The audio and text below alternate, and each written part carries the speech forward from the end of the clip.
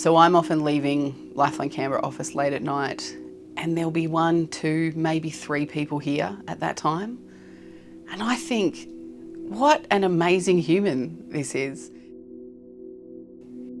This is happening as we've gone to bed, as we've got up, as we're going to work, doing life, dropping the kids off, walking the dog, whatever it might be. We have these incredible volunteers choosing to use their valuable time to support strangers in their moment of crisis.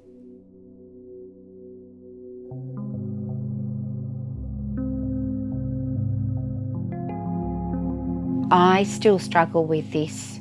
We do crazy shit like book fair and gala, and then those guys on that side of the room do the most incredible job. People need to know that this goes on 24/7. There's always somebody on that phone.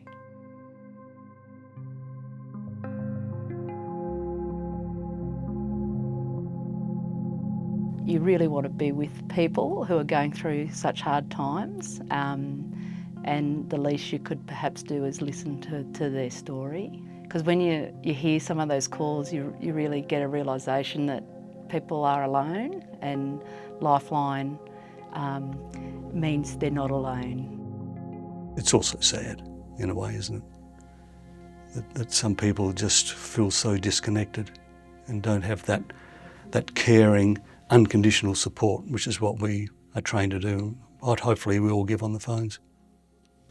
Pretty basic human need, really.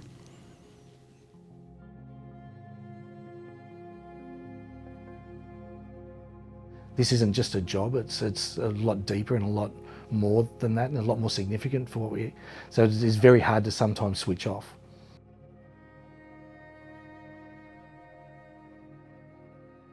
When you have that insight and when you truly understand what the staff put themselves through and what our volunteers give up to support people they'll never meet, you realise that that's where the magic happens.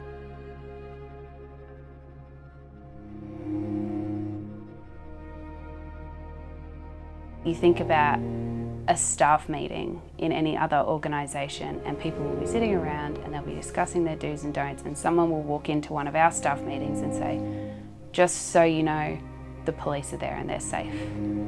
And there's this collective breath let out. And you go, wow, no one else faces this every single day, so that we've just got to keep going through knowing that somewhere within our offices, someone is dealing with the hardest situation they might ever face.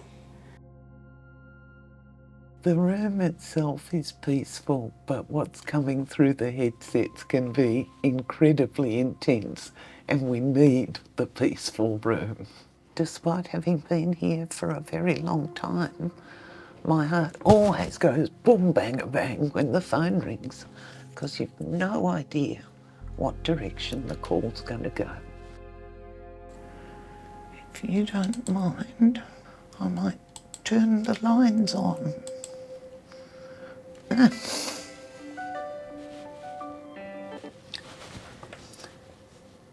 Hello, this is Lifeline. May we help you?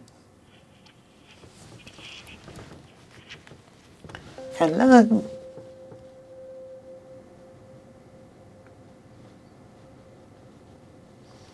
Hello? You've reached Lifeline. May we help you?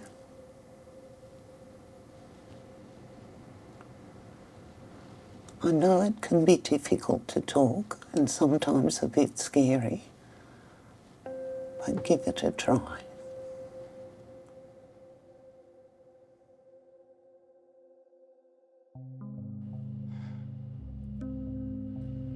I remember one Sunday afternoon just storming out of the house. I can't even remember what it was about, and just finding myself standing on the side of the road. I didn't know who to talk to, what I was doing, and just picked up the phone and dialed Lifeline, the 13 11 14 number. And as it was ringing, just thinking to myself, I don't do this. Like, I'm not a person that calls Lifeline. And this lovely lady answered the phone, and I said, look, my name's Ben. I don't really know why I'm calling, She said to me, "Ben, that's okay." Now, I don't know who that lady was until this day, but whoever she was, God bless her, she put into place a series of events that ended up saving my life. And that's why I feel so fortunate to be able to be here and be a Lifeline ambassador today. And you know, and it's hard to ask people to give. But it's harder to see people reach out and not be heard. So that's what you do.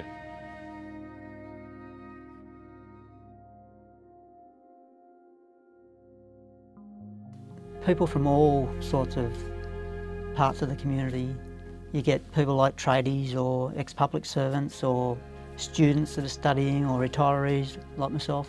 So there's just such a broad spectrum of the community, and I guess that's really representative of how suicide touches all parts of the community. I wasn't looking to change jobs or anything, and when the opportunity arose, I knew it was the right one for me because I lost 2 dear friends to suicide. And I'll never forget the first one. I was just in disbelief when I got the message. It was a Sunday night and I was sitting on my apartment floor in the lounge room just doing some work. And I think I didn't leave the lounge room that night. I just sat there in just shock.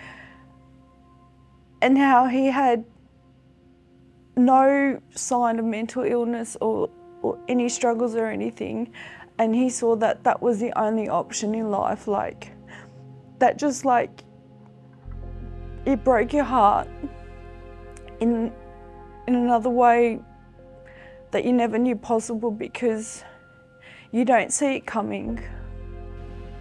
So if we can do anything on a day-to-day basis to make that not happen to so many people, I think that's why here at Lifeline we all do what we do.